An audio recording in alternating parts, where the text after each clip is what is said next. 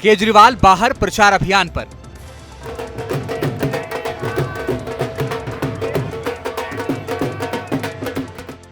दिल्ली के मुख्यमंत्री अरविंद केजरीवाल तिहाड़ से बाहर आ चुके हैं। सुप्रीम कोर्ट ने उन्हें शुक्रवार 1 जून तक के लिए अंतरिम जमानत दे दी है। हालांकि उन्हें 2 जून को हर हाल में सरेंडर करने को कहा गया है, लेकिन इन 21 दिनों के लिए आम आदमी पार्टी का जो प्लान है उसमें केजरीवाल की मौजूदगी एक नया समीकरण गढ़ सकती है। हालांकि सुप्रीम कोर्ट ने उनकी रिहाई के लिए 4 शर्तें रखी हैं जो आम आदमी पार्टी के प्लान को थोड़ा प्रभावित कर सकती है।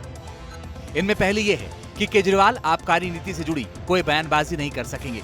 दूसरी यह है कि मुख्यमंत्री कार्यालय और सचिवालय नहीं जा सकेंगे। तीसरी, सरकारी कामकाज में दखल नहीं देंगे।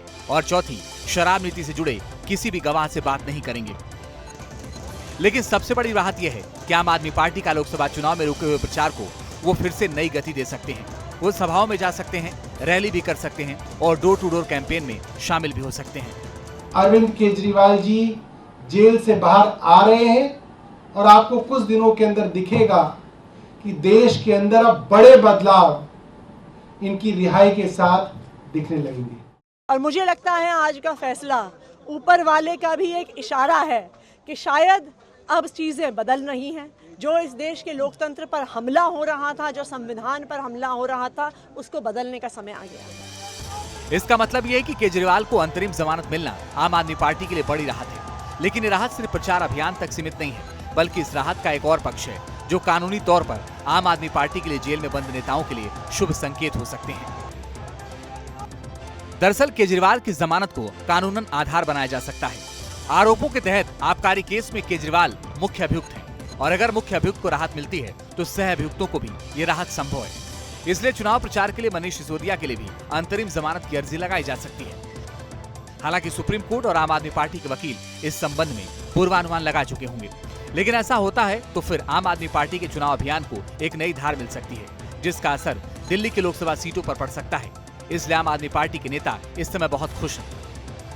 उन्होंने न्याय किया और जैसा कि उन्होंने भी ऑब्जर्व किया कि ये लोकसभा के चुनाव है जो हर दिन नहीं आते, 5 साल में एक बार आते हैं और बहुत इम्पोर्टेंट समय है। और किसी भी पॉलिटिकल पर्सनालिटी के लिए, स्पेशली जो एक नेशनल पार्टी के हेड हैं, उनको लोगों के बीच जाना और अपने विचार रखना, so that people can make the right decision. Supreme court के इस फैसले ने एक रोशनी की किरण दिखाई है, इसलिए पूरी दिल्ली, पूरा देश उनका शुक्रगुजार है। हम उनका धन्यवाद करते हैं और हमें इस बात का भरोसा है कि देश में जो इस तानाशाही के खिलाफ लड़ाई चल रही है, संविधान और लोकतंत्र को बचाने की लड़ाई चल रही है, अरविंद केजरीवाल जी के बाहर आने से ये लड़ाई और मजबूत होगी और देश ये लड़ाई जीतेगा। हालांकि केजरीवाल को अंतरिम जमानत मिलने से बीजेपी के खेमे में भी हलचल बढ़ गई है। इस बेल के लिए बीजेपी का नजरिया अलग है, लेकिन इंडी गठबंधन के लिए बेल एक ऐसी राहत है जो चुनाव में गठबंधन की सीट बढ़ाने में मददगार साबित हुई। हालांकि केजरीवाल को जमानत का फायदा आम आदमी पार्टी या इंडी गठबंधन को कितना मिलेगा, ये प्रचार के अगले चरण और चुनाव के नतीजे बताएंगे।